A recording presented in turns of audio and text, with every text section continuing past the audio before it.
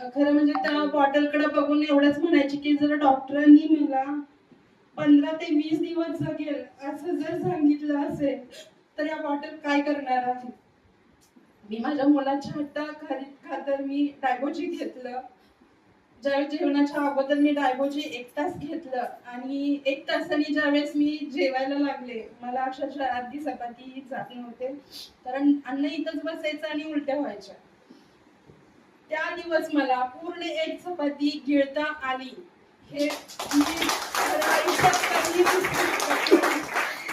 कारण माझा 8 वर्षाचा मुलगा सगळं माझं जागेवर करत होता. म्हणजे हे सांगताना मला खरं खूप अभिमान वाटतो की मला मुलगी नाहीये, तरी सुद्धा खूप मुलानं माझ्यासाठी केलेलं आहे. आणि आज जे काय आहे मी, आज 28 किलो वजन माझं कमी झालेलं आहे. आणि खूप खूप